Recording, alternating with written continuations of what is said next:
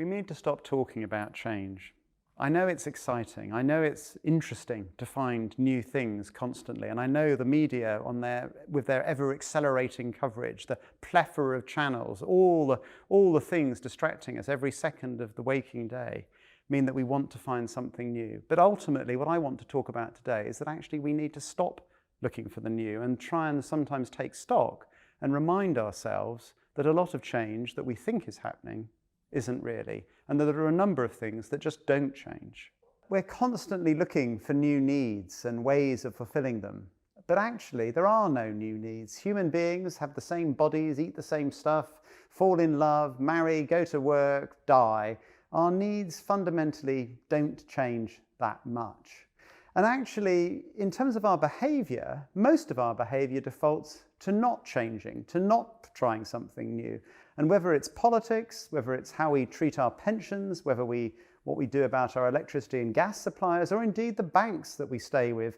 I'm still with the same bank that gave me a T-shirt in the 1980s, and I've never bothered to change, despite, I think, being able to save thousands of pounds over the course of my life by doing so, because I, like everybody else, am subject to the status quo bias, and that is to stick with what you know. And it's a really powerful human emotion, and we sometimes, I think, forget that.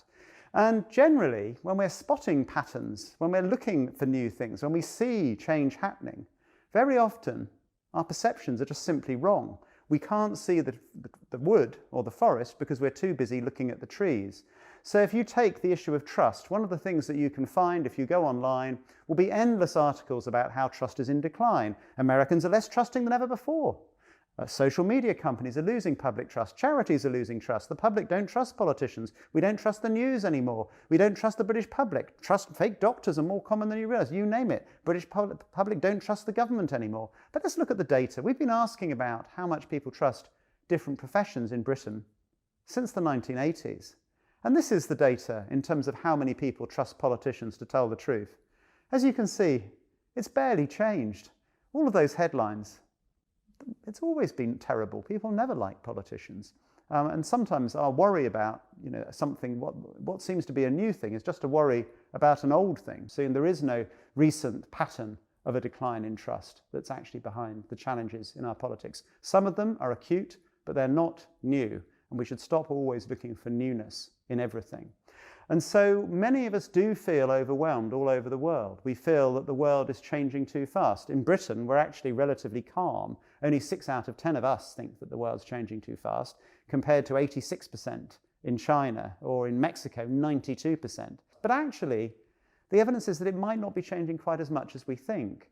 We're also very nostalgic about the past. If you look at this chart, you can see that since the end of the last century, it's grown from 36% to around half of us saying that they want the country to be the way it used to be. But of course, let's just cut back a little way. And I think this is one of the things, when we spot a trend like that, it seems to have gone up, go and find some older data from a different question or something else from before. And when I look back, actually, you find suddenly, back in 1994, just as many people as now wanted the country to be the way it used to be. Nostalgia is basically the British condition. While we can see that people's attitudes are gently shifting, this is the proportion of people who say that we're heading for environmental disaster if we don't change things, and we can see that even in the year of the pandemic, more people globally are waking up to the threats of climate change.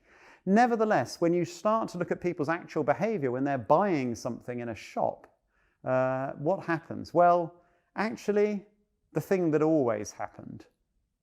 Is it good value for money? So why did you choose that product? What was most important? You're very worried about the environment. Eco-friendly packaging? Well, yeah, but was it cheaper? Was it good value? And so we need, I think, to be careful about believing that everything is changing and that everything is going to be new, particularly after the pandemic. It's certainly true that the disease has forced a lot of change on us. And so we can see massive changes. In retail, we've seen this more growth in e-commerce in the last 6 months than in the previous 6 years. The same in e-banking. And those changes, I think, are likely to stick. But it's not new. We were already banking online. We were already using the internet. We were already watching streaming movies. We've just done more of it because of the pandemic. Underneath it all, apart from our changed behaviours, our values haven't changed. And they change much more slowly. And we're not talking here about sort of just lightweight opinions about things you haven't thought about, but about those things about how you should live your life. Is the death penalty right? And those sorts of things, even with a massive shock like COVID-19, those sorts of things change much more slowly. So, you have to remember that in research, we're measuring opinions, and those are often like froth, not particularly considered. The surface of the sea, it bounces around. What did you think of that song last night? What did you think of the Bake Off finals? These are fairly shallow views. Attitudes are a bit deeper. We can measure those as well. Perhaps how do you feel about the government of the day? But our values, what do you think about the death penalty? What do you think about gay marriage? Should people have children? Those things change much, much more slowly, and it will take much more than a year of a pandemic to change those. Now, some of these values are more important than others. They're more salient. They do change over time, but not that quickly. And I think sometimes our focus on endless change, the jogging up and down of opinion, is distracting us from what's really going on. So if you look at Britain, I think what's interesting is that, we looked at some data recently. We went back to the last century, and we said, okay, well, let's look back to before the internet. What did people feel then about a number of things? So there's the number of people online in Britain. It's gone from 13% in 1999, now at 93%. There's the proportion of people who fear that technical progress is destroying our lives.